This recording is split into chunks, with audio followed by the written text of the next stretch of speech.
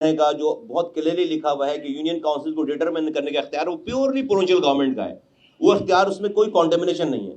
चले इलेक्शन को अब एक तरफ रखते हैं, कराची की हल्का बंदियां सही है नहीं है, नहीं है सही, ये बात ये भी मान रहे हैं, हम भी मान रहे हैं, और उसको सही होनी चाहिए, उसका जो है वो इदराक हो गया है।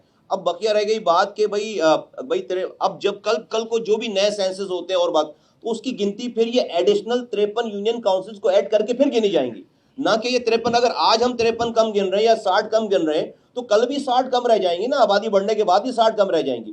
तो ये एक बहुत बड़ी, मैं समझता हूँ, कराची वालों की जीत है, जिस मौकफ पे हमने इन भाइयों से महीनों मजाकरात किए और उन्होंने एग्री किया इस वाली बात को। भाई 3.5 साल के बाद इलेक्शन हो रहे थे ना, 3 साल के बाद, कोई टाइम पे तो नहीं हो रहे थे।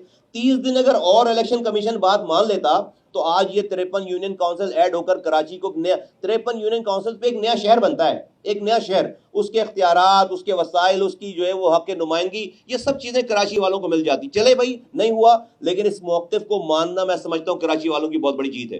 धरने की कॉल तो अपनी जगह है, और चूंकि अभी एक्सरसाइज नेवी की चल रही थी, उसकी वजह से बहुत सारे डेलीगेट्स आए हुए थे यहाँ पर, और गवर्नर एक जो है वो रिक्वेस्ट लेकर आए थे वफाकी हुकूमत का, तो इसलिए हमने उसको 14 तक के लिए 14 तक की एक्सरसाइज के लिए उसको हमने जो है वो अपहेल्ड किया था और उसको रोका था।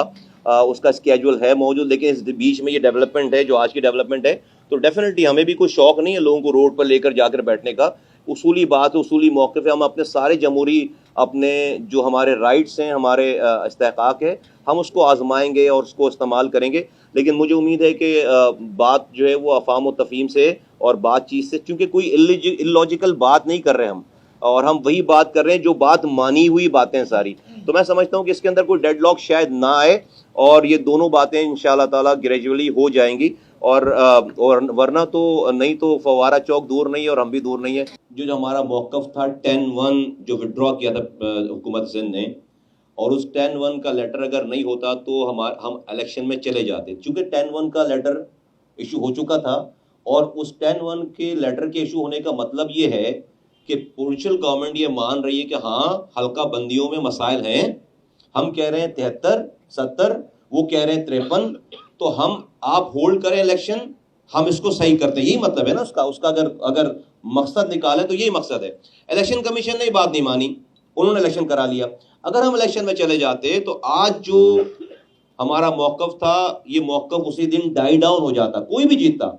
आज अगर प्रोविंशियल गवर्नमेंट ये बात मान रही है अल्हम्दुलिल्लाह, और इस पे एग्री हो रहा है सारा कुछ, और ये लेटर इंशाअल्लाह ताला अगले, मैं उम्मीद करता हूँ 24 घंटों में इंशाअल्लाह ताला निकल जाएगा लेटर। बहुत सारी बात हो गई, नासिर भाई ने अपनी पहली बात में ये वाली बात कर दी कि एग्री कर गए, उसमें कोई और कुछ नहीं, ड्राफ्ट एक्सचेंज होना है, और उसका तो ये एक बहुत बड़ी मैं समझता हूँ कराची वालों की फतह है, और उसमें इनकी बहुत कंट्रीब्यूशन है, क्योंकि इन्होंने इस वाली बात को पहले अंडरस्टैंड कर लिया था, जब भी तो 10-1 की विड्रॉल का लेटर लिखा था, वरना ये 10-1 की विड्रॉल का लेटर नहीं लिखते।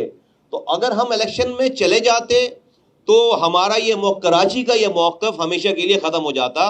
तो मैं समझता हूँ कि ये एक बहुत बड़ी एक अचीवमेंट है, और उसमें इनका रोल है। और मैं समझता हूँ जो आखिरी चंद पॉइंट्स, चंद परसेंटेज की बात रह गई है कि 1-2 पॉइंट और रह गए 100% रिजल्ट अचीव करने के लिए, वो जब ये नोटिफिकेशन इशू हो जाएगा तो एक कराची का क्लेम जो है वो आ जाएगा, जिसमें इनको भी फ़ायदा है और हमें भी फ़ायदा है इस वाली बात में।